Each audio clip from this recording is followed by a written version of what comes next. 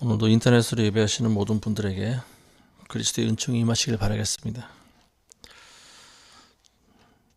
오늘 성경의 본문은 역대하 18장 1, 2절 말씀과 그리고 20장 35절에서 37절에 있는 말씀입니다. 이 말씀을 통해서 우리가 지금 어디에 줄을 서고 있는가 이런 주제로 잠시 말씀을 나누도록 하겠습니다. 자, 오늘 말씀의 주인공은 이제 유다, 남유다의 여호사밧이라고 하는 그 왕과 관련된 이야기를 하려고 하는데요. 이 여호사밧은 솔로몬 왕의 4대 후손입니다. 그러니까 솔로몬이 자기 고조 할아버지가 되는 거죠. 이 여호사밧은 아버지가 아사 왕인데 이 아사도 하나님을 두려워하고 율법대로 나라를 통치한 그런 왕이었습니다. 그래서 이 여호사밧은 자기 아버지 아사를 본받아서 율법에 따라서 나라를 잘 통치했는데요. 그러다 보니까 나라가 강성해지고 주변에 또 많은 그런 성읍들도 많이 건축을 했습니다. 17장 6절에 보시면 그의 마음이 주의 길에서 고무되어 그가 유다에서 산당과 아세라들을 제거하였더라. 이 여호사밧의 마음이 주의 길에서 고무가 되었다. 즉 열정이 넘쳤다라고 하는 말입니다. 한 번은 이 여호사밧 왕 때 주변에 있는 그런 민족들이 같이 연합해서 남유다를 쳐들어온 적이 있는데요. 모압, 암몬, 이런 그 에서족 속들 이런 그 민족이 같이 연합해서 쳐들어왔을 때 이 여호사밧이 굉장히 두려워했습니다. 왜냐하면 전력으로 봤을 때 그 연합군을 이겨낼 수 있는 어떤 그런 전력이 되어 있지 않았다라고 하는 겁니다. 그때 이 여호사밧이 두려워서 금식을 했어요. 하나님께 부르짖었습니다. 그때 하나님께서는 그 여호사밧의 기도를 들으시고 이런 음성을 주셨습니다. 너희는 두려워 말고 놀라지 말라. 이는 싸움이 너에게 속한 것이 아니요 하나님에게 속한 것이니라. 전쟁은 여호와께 속한 것이다. 유명한 말씀이죠. 그래서 이제 이 여호사밧은 용기를 얻고 전쟁터에 나갔는데요. 그때 참으로 놀라운 그런 기적을 경험하죠. 이 유다 군대들은 칼 한 번 휘두르지 않고 적병을 물리치는 그런 승전을 올리게 됩니다. 그 이유가 하나님께서 복병을 두었다 이렇게 성경은 기록하고 있는데요. 지금 자기네들끼리 내중질환이 일어난 거죠. 그래서 연합해서 유다를 쳐들어왔는데 자기네들끼리 서로 전쟁을 벌인 일입니다. 자세한 내막은 기록이 되어 있지 않지만 어쨌든 서로 죽고 죽이고 하다 보니까 이 적병들이 결국 이스라엘군이 그 남유다군이 손 하나도 되지 않았는데 광야에 시체가 전부 그냥 질벽에 늘어서 있었습니다. 그래서 이런 놀라운 대승을 오직 하나님께 금식으로 부르짖었을 때 이 여호사밧 왕이 놀라운 대승을 얻게 되었습니다. 그래서 이때가 이제 그 이스라엘이 나라가 굉장히 평온하고 그리고 또 부흥하는 그런 시기였던 것 같습니다. 근데 이런 여호사밧 왕도 일생에 걸쳐서 저질렀던 실수가 딱 2번 있었는데 이거는 하지 말았어야 될 그런 치명적인 실수였습니다. 그 실수가 무엇인가 이제 우리가 하나씩 보겠습니다. 첫 번째 실수는 뭐냐면은 아합이라고 하는 이스라엘에서 가장 악한 왕과 친족 관계를 맺은 거예요. 18장 1절의 말씀 보시면요. 여호사밧에게 재물과 영예가 풍성이 있었으며 그가 또 아합과 친족 관계를 맺었더라. 이 여호사밧 정도 되는 하나님을 두려워하는 사람이라면 아합과 같은 그런 악한 왕과는 절대로 사돈 관계를 맺지 말아야 됩니다. 여기서 친족 관계라고 하는 것은 서로의 자식들을 혼인 맺게 하는 겁니다. 이걸 이제 정략 결혼이라고도 하는데요.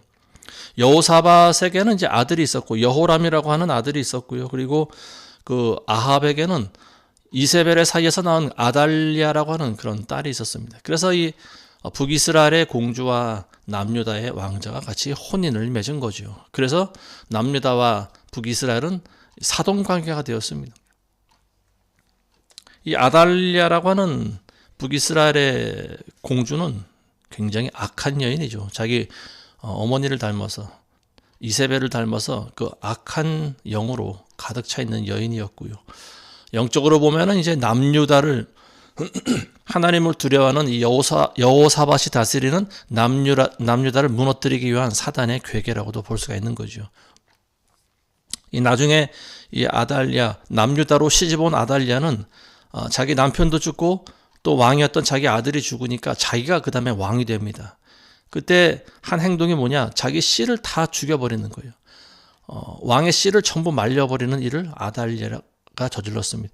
결국은 자기 자식들이지 않습니까? 손주들이잖아요. 근데 그 왕의 씨들을 다 말리고 자기가 그리고 남유다의 왕이 돼서 그 남유다를 다스렸습니다. 이 여호사밧이 했던 이런 치명적인 실수, 절대로 있어서는 안 되는 것이 바로 아합이라고 하는 시대의 악한 왕과 이 동맹 관계를 맺은 건데요. 서로의 자식을 혼인시켰다라고 하는 것은 단순한 어떤 친족 관계뿐을 지나서 동맹, 서로의 어떤 전쟁이 일어났을 때 서로 도와주는 그런 혈연 관계가 되었다라고 하는 거죠. 아니나 다를까 몇 년 지나서 이 북이스라엘의 아합이 여호사밧 왕을 초청합니다. 불러요. 그리고 같이 그 전쟁터에 나가도록 꼬드깁니다. 그때 선지자들을 불러서 전쟁에 나가서 우리가 승리할 수 있을지를 이제 물어보는데요. 그때 북이스라엘은 이미 거짓 선지자들이 판을 치고 있었던 시대이기 때문에 전부 다 나가면은 승리할 거라고 그랬어요. 근데 유일하게 진짜 하나님의 선지자 한 명이 있었는데 그 선지자 이름이 미가야라고 하는 선지자가 있었어요. 근데 이 미가야는 전쟁에 나가면 반드시 패할 거라고 합니다. 근데 사람들이 전부 다 이 미가야를 조롱하고 또 거짓 선지자 중에 그 시드기야라고 하는 선지자는 미가야의 뺨을 때리면서 네 말이 틀렸다고 합니다. 내 말이 맞다고 합니다. 어쨌든 많은 영들은 하나님께서 그 거짓 선지자들의 입에 거짓말하는 영을 집어넣어서 이 아합이 전쟁터에 나가도록 만들었죠. 그래서 결국은 아합이 전쟁터에서 죽게 만드는 역할을 했던 그렇게 전쟁터에서 이 아합을 죽게 하신 것이 바로 하나님의 심판이고 하나님의 계획이었다라고 하는 거죠. 근데 거기에 하나님께서 아합을 손보시기 위해서 전쟁을 일으키도록 부추기셨는데 이 여호사밧이라고 하는 이 순진한 왕이 거기에 같이 동참을 해버린 거예요. 왜 남의 전쟁터에 같이 끼어들어갑니까? 이 악한 아합이 전쟁에 나갈 때 어떤 말을 했는가 하면은 여호사밧에게 이렇게 제의를 합니다. 나는 변장을 하고 나갈 테니까 당신이 왕복을 입고 나가소서. 이 말은 곧 당신이 표적이 될 것이다 라고 하는 말 아니겠습니까? 근데 이 순진한 여호사밧은 그 아합의 말에 그냥 또 흔쾌히 수긍을 하죠. 북이스라엘은 아합이 다스리는 나라입니다. 왜 자기가 굳이 왕이라는 것을 밝힐 필요가 뭐가 있겠습니까? 이제 드디어 전쟁터에 나갑니다. 그래서 싸움이 시작됐어요. 근데 그 적군들이 왕관을 쓴 여호사밧을 발견합니다. 그리고 저게 바로 이스라엘의 왕이다. 저 왕을 잡아라. 그러니까 이제 적병들이 여호사밧 한 명을 잡으려고 막 여기저기 사방에서 몰려듭니다. 그러니까 여호사밧이 자기 혼자 힘으로 당해낼 수 없으니까 놀라서 부르짖었어요. 아마 하나님께 짧은 그런 부르짖는 기도를 했던 것 같습니다. 근데 하나님께서는 여호사밧을 그래도 불쌍히 여기셔서 죽지 않게 하셨습니다. 그리고 그를 도와주셔서 간신히 빠져나가게 했죠. 이 아합이라고 하는 왕은 변장을 하고 나갔어요. 병사들의 옷을 입고 나갔습니다. 그러니까 자기가 왕복을 입고 나가면 표적이 될 줄 알고 미리 야비한 수를 쓴 거죠. 그리고 자기 사돈이었던 여호사밧 왕을 죽게 만들려고 했던 것이 원래 아합의 계략이었다라고 하는 거죠. 이 아합은 여호사밧을 불렀을 때 이미 어떤 그런 계획을 가지고 있었습니다. 아니 그 이전부터 계획을 있었죠. 왜냐하면 자기 딸을 며느리로 보내서 안심시킨 후에 같이 전쟁터에 나가게 해서 여호사밧을 결국은 전쟁터에서 죽게 만드는 것이 이 아합의 최종적인 뜻이었던 것 같습니다. 여호사밧이 죽으면 어떻게 될까요? 일단은 남유다의 그 힘을 빌어서 자기의 적군들도 정벌할 수 있고, 그리고 여호사밧이 죽은 남유다의 힘이 약해질 거 아니겠습니까? 어린 물론 아들이 있었지만 아직 젊은 아들이 나라를 다스릴 줄 모르고, 그리고 왕이 죽은 나라는 굉장히 처음에는 혼돈에 빠지게 마련이죠. 그러니까 그 틈을 타서 아마도 아합은 남유다마저 집어먹으렸던 그런 계획이 아니었나 싶습니다. 꼭 먹고 알 먹고라고 했던 거죠. 근데 이 악한 아합의 계획을 하나님께서 다 보고 계시지 않습니까? 그렇게 되기 이전에 하나님께서는 아합을 죽이려고 이미 마음을 먹고 계셨던 거죠. 그래서 이 어떤 전쟁터에서 어떤 병사가 우연히 쏜 화살이 날아가서 아합을 맞춰버립니다. 아합은 자기가 살아남으려고 평복을 입고 나갔는데 우연히 쏜 화살이 아합을 맞춰버리는 거예요. 이게 하나님의 개입하심이 바로 이와 같이 역사하신다라고 하는 거죠. 그래서 이 아합은 죽고 여호사밧은 이제 간신히 예루살렘으로 되돌아왔습니다. 그때 예루살렘에 들어오자 예후라고 하는 한 선지자가, 이름 없는 선지자가 왕한테 나가서 이렇게 말을 합니다. 왕께서 악인들을 도와주고 주를 미워하는 자들을 사랑하는 것이 마땅하나이까? 그러므로 주의 진노가 왕에게 임했나이다. 그러나 왕에게서 선한 것이 나타났으니 그나마 왕이 이 땅에서 아세라를 제거하고 하나님을 찾도록 왕의 마음을 예비하신 것이니이다. 이 하나님 말씀을 전했어요. 네가 악인들을 도와주고 주를 미워하는 자들을 사랑하는 것이 바람직하지 않다라고 하는 말입니다. 이 아합과 사돈 관계를 맺은 것부터, 그리고 아합이 요구하는 대로 같이 전쟁터에 나가는 것이, 그 행동이 잘못됐다라고 하는 말입니다. 그래서 하나님의 진노가 왕에게 임했다라고 하는 말입니다. 겨우 죽을 뻔했던 전쟁터에서 겨우 살아서 목숨을 건져서 처참하게 돌아옵니다. 많은 병사들은 아마 이렇겠죠. 같이 왕이 연합해서 싸울 때는 뭐 왕 혼자만 갔겠습니까? 다른 병사들 같이 대동하고 가지. 그러니까 이제 처참한 몰골로 돌아왔을 때 이게 바로 하나님의 진노가 역사하신 것이다. 이렇게 이야기를 해줍니다. 이 여호사밧이 저지른 첫 번째 진노가 바로 이 아합과 손을 잡았던 일이고요. 그래서 그 결과로 전쟁터에서 목숨을 잃을 뻔합니다. 그리고 그 일로 이 예루살렘도 많은 타격을 입었을 것이라고 보여집니다. 자, 근데 여호사밧이 저지른 또 두 번째 실수가 있어요. 그게 뭐냐면은 북이스라엘의 그 아합과 손을 잡아서 한번 죽을 뻔했는데, 두 번째 실수는 아합의 아들 아하시야라고 하는 왕이 이제 아합의 뒤를 이어서 북이스라엘을 다스렸는데, 그 아하시야와도 다시 또 동맹 관계를 맺은 거예요. 이게 한번 속았으면은 정신을 차려야 되는데, 그 아합의 아들과도 같이 또 손을 잡은 거예요. 이 아하시야라고 하는 왕도 자기 아버지를 닮아서 굉장히 악한 왕이라고 나와 있습니다. 바알을 숭배하고 경배하던 그런 왕이고요. 그리고 하나님을 진노하게 만든 자였습니다. 이 예루살렘은, 이 여호사밧은 이제 예루살렘에 돌아와서 이제 그 어지러웠던 그 나라를 다시 정비합니다. 그래서 이제 다른 나라 일에 관여를 안 하고, 그리고 그 나라를 잘 정치하고 잘 살게 만드는데 많은 공을 세웁니다. 근데 이 말년에 다시 그 북이스라엘의 그 아하시야의 꾀임에 또 다시 넘어갑니다. 그래서 제휴를 맺게 되는데, 그 이제 이번에는 어떤 제휴냐 하면은 다시스로 가는 배를 같이 만들자고 한 거예요. 다시스. 아하시야가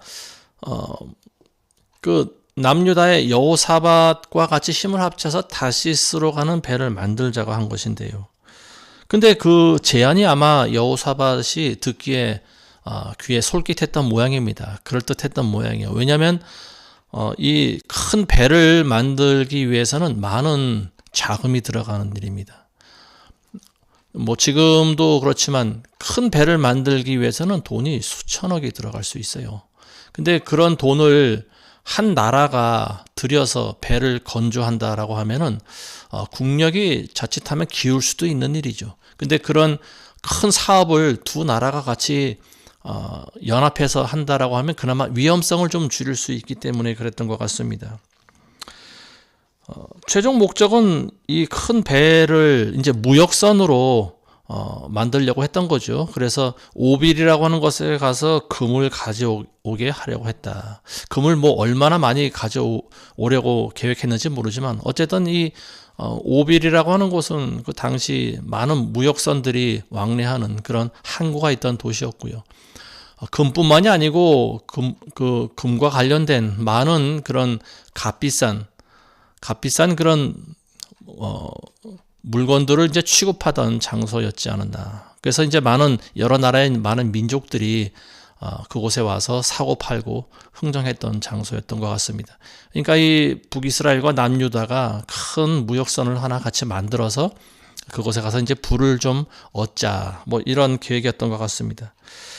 그래서 이 에시온 게벨이라고 하는 곳에서 배를 만들었는데 이제 배를 띄우는 날이 됐는데 배가 가다가 아마 파손됐던 것 같습니다. 무슨 이유에서 파손된 원인은 모르겠어요. 근데 어쨌든 나중에 엘리에셀이라고 하는 사람이 여호사밧에게 와서 또 이렇게 조언을 해줍니다. 왕이 아하시아와 제위한 까닭에 주께서 왕이 지으신 것을 부셨나이다. 하나님께서 그 배를 파손시키셨다라고 하는 말입니다. 배를 만들 때는 굉장히 튼튼하게 만들었겠죠. 수많은 목수들을 불러서 크고 좋은 목재로 배를 만들어서 이제 그 배를 바다에 띄웠는데 근데 배가 부서진 거예요. 뭐 풍랑이 거칠어서 부서졌든지 아니면 뭐 천둥 벼락을 맞아서 부서졌는지 모르겠습니다. 어쨌든 하나님께서 그것을 부셔버렸다. 이렇게 성경은 기록하고 있습니다. 배가 부서지니까 어떻게 되겠습니까? 이 두 왕들은 계획이 물거품이 되어버린 거죠. 이 일로 인해서 남유다는 굉장히 큰 경제적인 타격을 얻었을 것이라고 보여집니다. 이 배를 건조한다라고 하는 것은 예나 지금이나 무역을 하는 데 있어서 없어서는 안 되는 그런 도구가 되는 운송수단이죠. 배라고 하는 그 도구는요, 비행기보다 훨씬 많은 물건을 실을 수가 있어요. 나르는데 시간이 좀 걸리긴 하지만 어쨌든 무역하는 데 있어서 없어서는 안 될 그런 필수 요소가 바로 이 배라고 하는 겁니다. 지금도 이 배들이 5대양 6대주를 누비고 있어요. 모든 나라들이 이 컨테이너선을 이용해서 물건을 수출하고 또 수입을 합니다. 배라고 하는 이 도구가 절대로 없어서는 안 되는 아주 필수적인 요소라고 하는 거예요. 배를 만든다라고 하는 것은 경제적인 협력을 이야기하는 거죠. 크고 튼튼한 배를 만드는데 막대한 돈이 들어가기 때문에 이거를 이제 이 남유다와 북이스라엘이 같이 힘을 합쳐서 만들려고 하는 건데요. 이 배를 만든다. 이것은 이제 그 아합과 같이 친족 관계를 맺는 거와 동일한 의미를 가지고 있다라고 하는 말입니다. 배라고 하는 것은 한 나라의 운명을 좌우할 수도 있는 그런 운송수단이라고 보여집니다. 그거를 배를 잘 띄우고 무사히 항해를 해서 큰 돈을 벌 수도 있는 반면에 또 그게 중간에 항해하다가 그게 파괴되거나 어쨌든 가라앉으면 어마어마한 손해를 얻을 수 있는 거죠. 이 여호사밧 왕은 말년에 나라를 잘 다스려 나가다가 말년에 이 아합의 아들 아하시아와 다시 손을 잡고 제위함으로써 또 경제적인 또 타격을 받습니다. 많은 물질적인 손해를 봤을 거라고 보여져요. 그리고 이것이 여호사밧의 많은 치적을 장식하게 됩니다. 마지막이에요. 이 이후에는 여호사밧에 대한 기록이 나와 있지 않습니다. 잠언서에 의하면은 악인과는 절대로 같이 멍에를 매지 말라고 나와 있죠. 이 잠언을 기록한 솔로몬이 여호사밧의 고조 할아버지가 되지 않습니까? 아마도 이 여호사밧은 자기 고조 할아버지가 쓴 이 책을, 두루마리 책을 읽어보지 않은 것 같아요. 이 솔로몬이 지은 잠언서에 의하면 악인의 이름은 썩어지고 어리석은 자들은 망한다라고 나와 있어요. 그리고 악인의 길은 폭력으로 덮이고 악인의 입은 멸망에 가깝고 그리고 악인들의 열매는 죄로 향하며 악인의 연수는 짧다고 나와 있습니다. 반면에 의로운 자의 소망은 즐거움이 되나 악인의 기대는 멸망한다고 나와 있어요. 이 솔로몬은 이 잠언서와 전도서를 그리고 또 다른 많은 시편을 써서 남긴 이유가 많은 그 백성들을 이롭게 하기 위함도 있지만 특히 자기 왕족들, 자기 후손, 자기의 자식과 손자들이 대대로 악인들과 교제하지 않게 하기 위해서 이러한 책을 기록했다고 봅니다. 이 솔로몬은 악인의 길로 들어서지 말며 다니지 말라고 그랬어요. 그 길에서 돌이켜라. 그들이 악을 행하지 않으면 그들은 잠을 이루지 못하고 사람을 넘어뜨리지 않으면 그리고 잠이 들지 못하며 악의 빵을 먹으며 폭력의 술을 마신다라고 나와 있어요. 그리고 악인의 길은 암흑 같아서 사람이 무엇에 걸려 넘어지는지도 알지 못하느니라. 악인과 교제하면 어디서 날아올지 모르는 화살에 맞아 죽을 수도 있다라고 하는 거예요. 이 지혜로운 사람은 악인과 어울리지 않는 자입니다. 악인과 어울리다 보면 반드시 낭패를 받을 수 있어요. 지금 우리가 처해 있는 현실이 바로 이와 같지 않은가 싶습니다. 제가 언젠가 인천공항에서 표를 이제 수속하기 위해서 줄을 서고 있는데 그때 굉장히 그 여행객들이 많았던 것 같아요. 그래서 그 공항 가보면은 줄을 일렬로 서지 않고 이렇게 꼬불꼬불하게 서지 않습니까? 그래서 줄을 어쨌든 제가 가려고 하는 곳에서 줄을 섰는데 한참 가다 보니까 잘못 선 거예요. 제가 서지 말아야 될 곳에 서 있었던 거죠. 그래서 이게 너무 복잡하다 보니까 알아보기 힘든 거예요. 그래서 결국은 다시 원래 우리가 가야 할 곳에 가서 다시 맨 뒤에 가서 줄을 선 그런 경험이 있습니다. 아마도 이런 일들을 많은 분들이 경험했을 거라고 보여져요. 어떤 사람들은 그런 이야기합니다. 사람은 줄을 잘 서야 된다. 그 말이 맞는 것 같아요. 우리는 줄을 잘 서야 됩니다. 줄을 잘 선다라고 하는 것은 자기가 가야 할 길에 접어선다라고 하는 말입니다. 우리가 어디로 가야 할지 그걸 우리가 미리 바라보고 줄을 서지 않으면 안 되는 거예요. 눈앞에 많은 사람들이 줄 서 있기 때문에 이 길이 옳은 길인가 보다. 여기가 진리의 길이고 여기가 맞는 길인가 보다 하고 줄을 서 있다 보면은 그냥 앞사람이 가는 대로 따라가고 또 뒤에서 밀리는 대로 따라가고 그러다 보면 결국은 멸망의 넓은 길로 갈 수 있다라고 하는 말입니다. 멸망으로 인도하는 문은 넓고 그 길이 광대하여 그리로 들어가는 사람이 많으나 생명으로 인도하는 문은 좁고 그 길이 협소하여 찾는 이가 적음이다. 이렇게 말씀하셨습니다. 이 말의 의미는 뭡니까? 우리가 예수님 앞에 서기 위해서는 줄을 잘 서야 된다라고 하는 말입니다. 우리가 선 줄이 결국에 마지막에 가서 지옥으로 떨어지는 그런 줄이었다면 어쩌겠습니까? 그때 가서는 돌이키지 못하는 거예요. 우리가 가는 길의 맨 끝에서는 예수님이 팔을 벌리고 우리를 환영해 주시는 그 길로 우리는 접어서야 된다라고 하는 거죠. 아무 생각 없이 많은 사람들이 가는 길이니까 이 길이 옳은 길이겠구나. 아무 생각 없이 가다 보면 결국 멸망의 넓은 길로 갈 수 있다라고 하는 말이에요. 넓은 길로 가는 사람들은 추워도 의심을 하지 않습니다. 자기가 가고 있는 길이 맞다고 생각해요. 왜냐하면 주변에 자기와 같은 사람들이 너무나 많이 있기 때문에 그래요. 그리고 자기보다 잘나고 똑똑하고 가진 것이 많은 사람들이 다 그 길로 가기 때문에 그렇습니다. 심지어는 자기를 가르치는 선생들과 그리고 목자들 역시 그 길로 가고 있어요. 그러니까 사람들이 의심을 하지 않습니다. 계속 그 길로 걸어갑니다. 그러다가 나중에 심판대 앞에 갈 때까지 깨닫지 못하다가 예수님의 질책을 듣고 그제서 정신이 번쩍 듭니다. 지옥 판결을 받고 나서 많은 사람들이 당황해서 이렇게 외칠 겁니다. 주여 우리가 무엇을 잘못하였나이까? 자기네들이 평생 넓은 길로 걸어온 줄도 모르고 있었다라고 하는 말입니다. 예수님 앞에서조차 이 사람들은 예수님께 반문합니다. 따집니다. 주여 우리가 무엇을 잘못하였나이까? 근데 이 사람들이 이렇게 자기네들이 잘 살았다라는 거 하는 것을 이렇게 이야기를 합니다. 주여 우리가 주의 이름으로 귀신도 쫓아내고 예언도 하고 또 많은 이적을 행하지 아니하였나이까? 그런데 왜 우리를 지옥으로 멸하시나이까? 예수님의 대답은 단호합니다. 불법을 행하는 자들아 내게서 떠나가라. 나는 너희를 도무지 알지 못하느니라. 불법을 행했다라고 하는 거예요. 사람들이 처음부터 잘못된 길로 들어선 거예요. 그리고 그 길이 자기를 구원의 길로 인도해 줄 것이라고 잘못 착각을 하면서 살아왔다라고 하는 거죠. 한 번도 의심하지도 않아요. 자기가 선 줄이 잘못되었다라고 누군가가 이야기를 해줘야 되는데, 그리고 그런 음성이 들려도 역시 주변을 돌아보면서 안심하고 그냥 갑니다. 하나님께서는 넓은 길로 가는 사람들에게 선지자들의 음성을 듣게 하십니다. 여기저기서 아마 그런 음성이 들려왔을 거예요.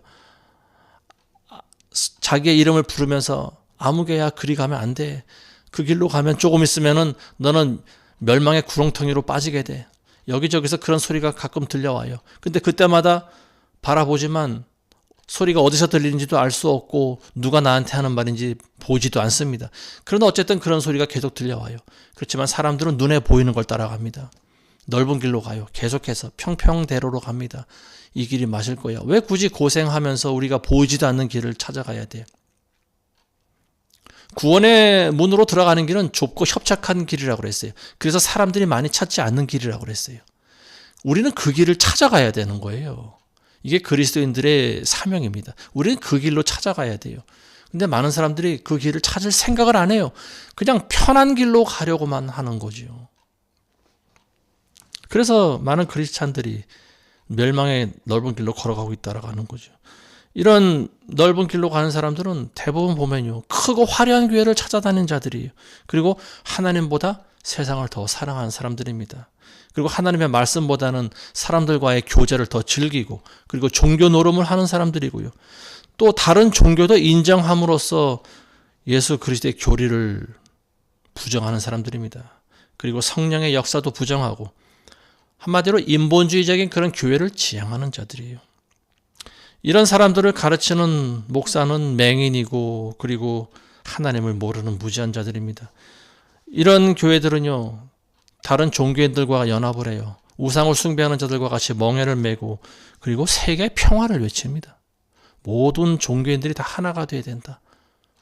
그 길만이 세계가 평화로워지는 길이다. 이렇게 외칩니다. 넓은 길로 가는 거죠. 모두가 손을 맞잡고 넓은 길로 가는 거죠. 분별을 못하기 때문에 그렇습니다. 이 사람들은 지금 자기가 어디로 가는지 몰라요. 아마 그리고 그들은 그들을 이끌어가고 있는, 그들의 손을 붙잡고 있는 중간중간에 간첩들이 있습니다. 지옥에서 파견 나온 마귀들이죠. 이 자들이 목사들의 눈을 가리고 성도들을 미혹하면서 손을 붙잡고 넓은 길로 가자고 계속 꼬드깁니다. 결국은 멸망의 넓은 길로 가는 거지요. 우리나라의 모습이 바로 이와 같이 어디로 가는지조차 모르고 지금 줄을 서고 있는 모습이 지금 우리나라의 모습입니다. 지난주에 아주 획기적인 사건이 터졌죠. 미국의 트럼프가 베네수엘라의 마두로를 생포해서 끌고 간 일이 있었는데요. 아주 순식간에 벌어졌습니다. 마두로는 미군이 폭격하자 숨으려고 했는데 미처 숨기도 전에 미군 병사들한테 붙잡혀서 생포됐습니다. 미국은 마두로를 생포하기 위해서 아마 1년 전부터 철저히 준비를 했던 것 같아요. 치밀하게 계획을 했고, 그리고 실제로 생포하는 그 과정을 몇 번이나 연습을 반복했다라고 합니다. 미국은 굉장히 무서운 나라예요. 지난 100년 동안 전 세계의 패권을 잡고 아우를 수 있을 만한 그런 나라가 미국인데요. 그만한 저력이 있는 나라인 것 같습니다. 왜 미국이 전 세계를 다스리고 있는지 그 이유를 우리는 그 증거를 본 것 같아요. 미국은 자기 나라에 손해를 끼치는 나라를 그냥 두지 않습니다. 지금은 뭐 중국이 미국과 조금 대적할 만한 그런 나라로 부상한 것 같지만 중국 역시 미국과는 상대가 안 돼요. 전면전이 벌어진다면은 물론 핵전쟁은 일어나지 말아야겠죠. 핵을 쏘지 않는다고 하는 그런 가정하에서 두 나라가 전쟁을 벌인다고 하면은 중국은 미국의 상대가 되지 않습니다.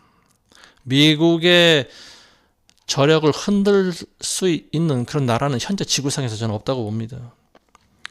근데 참 보면은요, 한심한 게 우리나라의 모습이 굉장히 참 안타깝고 답답합니다. 마치 물론 여호사밧 왕과 지금 우리나라를 비교할 수 있는 상황은 아니죠. 여호사밧은 하나님을 경외하는 자였어요. 물론 좀 순진한 구석이 있긴 하지만, 그렇지만 지금은 좀 상황이 다르긴 한데, 어쨌든 그 모습을 보면은 아합 왕에게 쪼르르 달려가서 마치 같이 제휴하고 같이 전쟁터에 나가자고 한 그 여호사밧 왕의 모습을 조금 볼 수 있는 것 같은데요.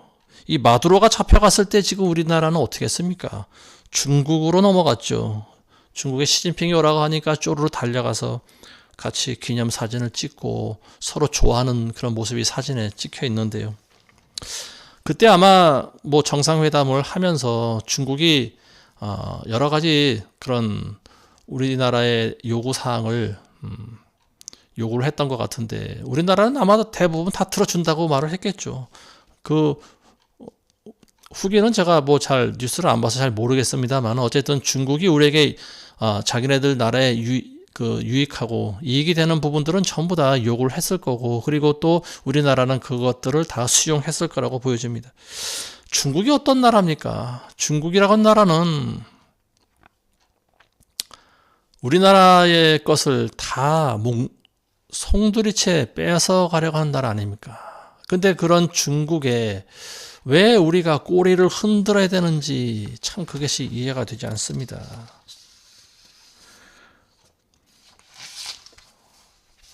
두 나라가 정상회담 하면서 손을 잡고 시시당락할 때, 그때 중국이 일본에 대해서는 어떤 수출 규제를 이제 뭐 발표했다고 하는데요. 일본의 입장에서 봤을 때 한국, 중국, 일본 이 세 나라의 입장에서 보면은 일본이 왕따 당했다라고 생각하지 않겠습니까? 중국과 한국이 지금 손을 잡고 자기 일본을 왕따시키고 있구나, 이런 그런 뉘앙스가 보이지 않습니까? 이 중국은 굉장히 그 전술을 잘 쓰는 나라예요. 뭐 삼국지의 나라에서 그런지 모르지만 어쨌든 그런 적들을 기만하고 이용하고 하는 그런 전술들을 굉장히 잘 씁니다.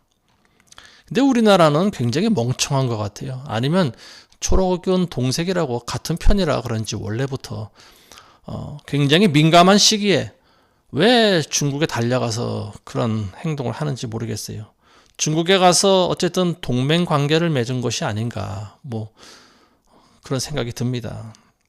우리가 정말로 경계해야 할 나라는 지금 일본이 아니라 중국이죠.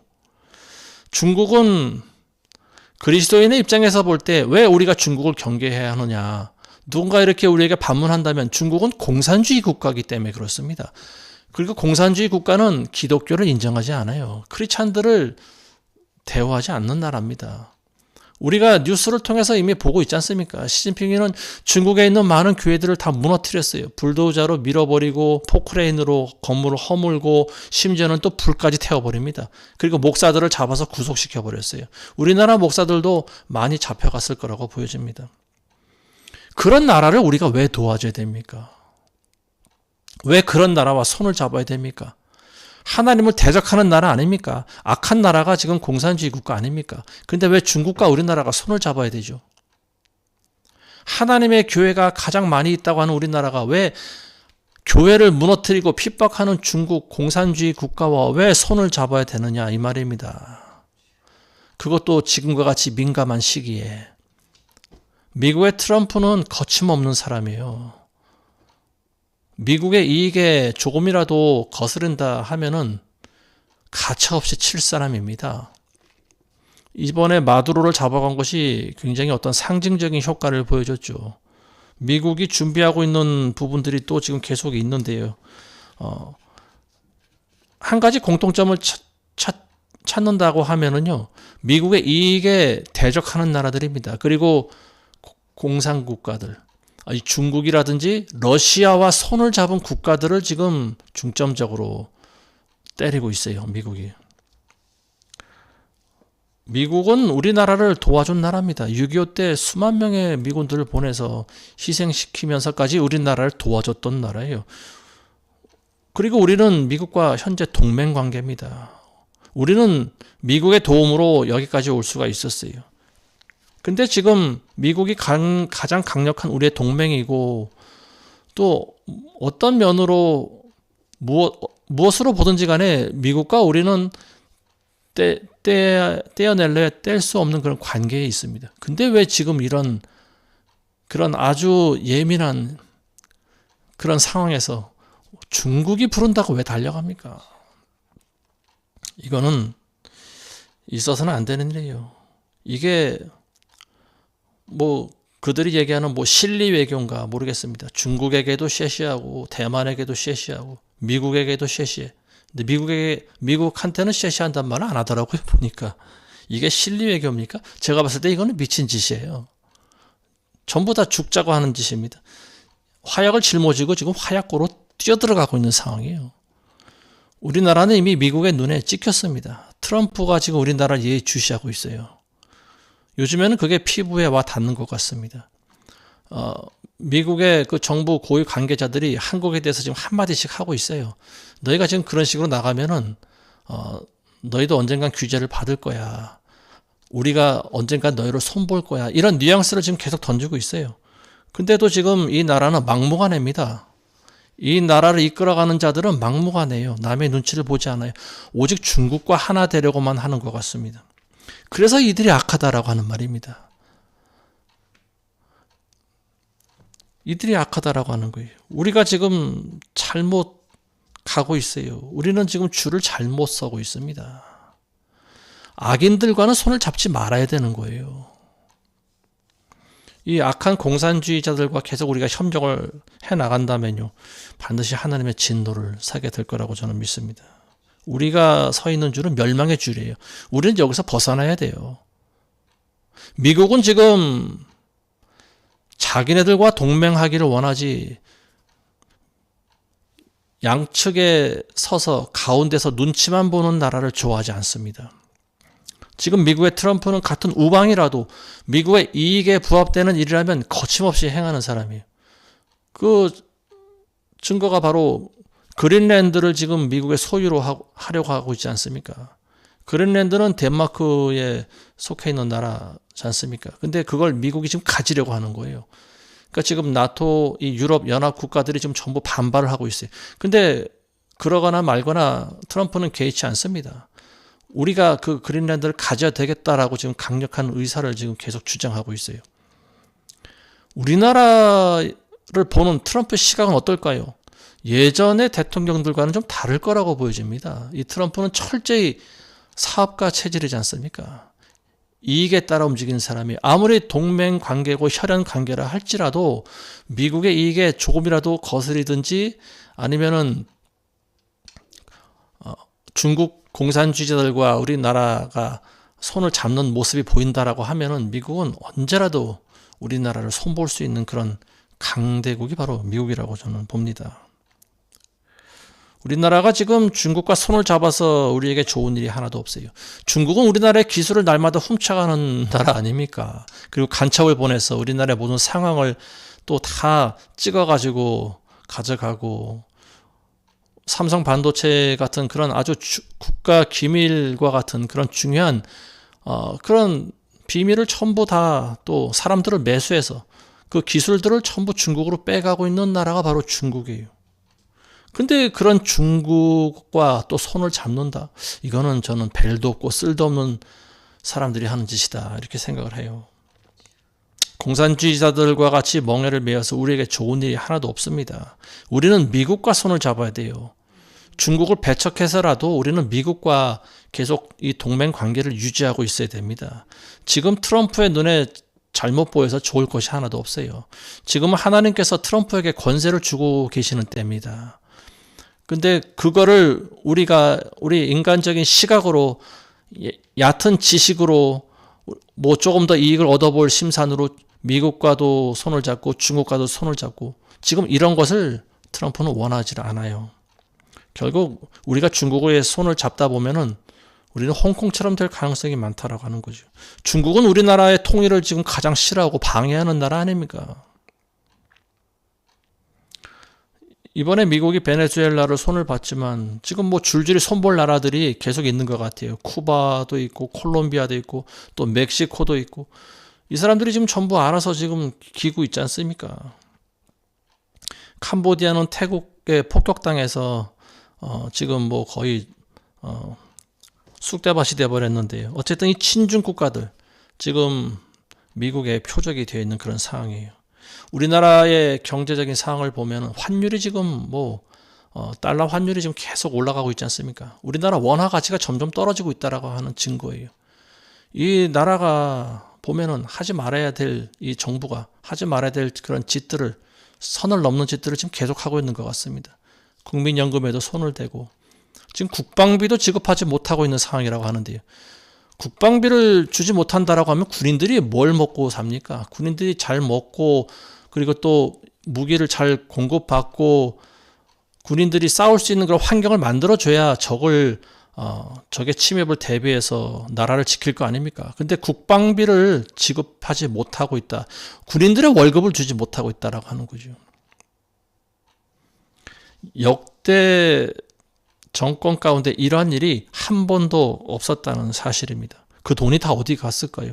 한국은행에서 돈을 몇 조 원 빌려다가 그걸 돈을 어디다 썼는지 흔적도 없이 사라진, 아마도 국민들에게 뭐 인기를 얻기 위해서 뭐 그 무슨 쿠폰 나눠주듯이 돈을 전부 그동안 나눠줬지 않습니까? 아니면 그 돈이 또 북한으로 넘어갔는지도 모르겠고요. 이미 북한에 예전부터 돈을 준 그런 정황이 있고 재판 중인데도 불구하고 그런 사람을 지금 우리나라는 대통령이라고 지금 또 세워놓고 있는 그런 상황인데 정말로 한심하게 그지없는 그런 나라가 지금 우리나라가 돼버렸습니다. 환율이 지금 미친 듯이 올라가는 이유는 딱 한 가지예요. 불의한 자가 지금 우리나라의 대통령이 되어 있기 때문에 그렇습니다. 그러니까 사람들이 불안하다라고 하는 거예요. 우리나라만 불안한 게, 우리나라 국민들만 불안한 것이 아니에요. 외국인들이 더 불안해합니다. 그러다 보니까 우리나라의 자본이 점점 빠져나갑니다. 우리나라 국민들 일부 지각 있는 사람들, 부자들은요, 우리나라를 탈출하고 있어요. 우리나라와 같은 이런 정부 상황에서는 우리가 도저히 기업이 살 수 없다. 그리고 우리 재산을 지킬 수 없다라고 판단을 한 거죠. 그래서 돈을 싸들고 전부 다 외국으로 나가버립니다. 이런 사람들이 점점 많이 생기니까 지금 환율이 계속 올라가는 거예요. 언젠가는 부도가 나겠죠. 계속 가다 보면. 나라 돈이 점점 밖으로 새 나가면 부도를 맞지 뭐 별 수가 있겠습니까? 지금 뭐 아무리 정부에서 국민연금 돈도 갖다 쓰고 뭐 여러 가지 변칙적인 방법을 동원하고 있지만 그렇지만 이 붕괴를 막기는 힘들 거라고 보여집니다. 오죽하면 일론 머스크가 그런 말을 해요.